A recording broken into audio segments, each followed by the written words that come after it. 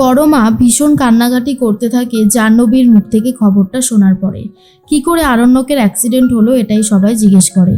তখনই জাহ্নবী বলে, খুব জোরে চালাচ্ছিল বাইকটা, রোশনাইয়ের বাসকে দেখেই মনে হয় ফলো করছিল, এরকম কিছু একটা হতে পারে।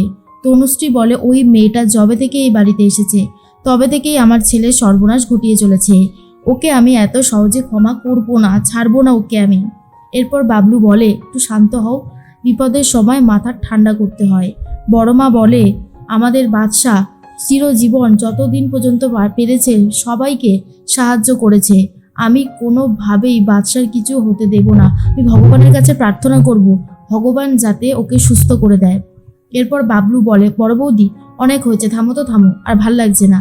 এদিকে রোশনাই বাস থেকে নামছে, বাসটা 10 মিনিটের জন্য দাঁড়িয়েছে।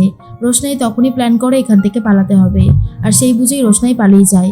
অন্যদিকে জাহ্নবী মনে মনে ভাবে, আমাকে তো গরিমাকে খবরটা দিতে হবে। এরপর গরিমাকে খবরটা দেয় আর বলে আরণ্যকের একটা বড় সড়ো অ্যাক্সিডেন্ট হয়েছে। খবরটা শোনার পর গরিমাও খুব কান্নাকাটি করতে থাকে, বুঝতে পারে না এটা কি করে হতে পারে। তার মধ্যে ছোটু চলে এসেছে হসপিটালে। ডাক্তারবাবুকে জিজ্ঞেস করে, ডাক্তারবাবু কেমন আছে আরণ্যক? আমি ওর কাকা হই। তখনই ছোটু কথা শুনে অফিসার বলে, ডাক্তারবাবু বলে অবস্থা ভালো না, খুবই ক্রিটিক্যাল। অফিসার বলে, উনি খুব জোরে গাড়ি চালাচ্ছিল। এর মধ্যেই রাজেশ ভাই বুঝতে পেরে যায় রোশনাই পালিয়েছে। তাড়াহুড়ো করে গাড়ি নিয়ে বেরিয়ে পড়ছে রোশনাইকে খুঁজবে বলে।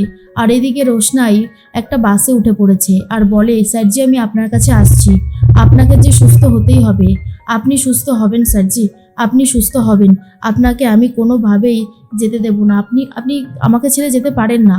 অন্যদিকে বাড়ির প্রত্যেকের অবস্থাই খারাপ, বিশেষ করে আরণ্যকের মা খুব ভেঙে পড়েছে।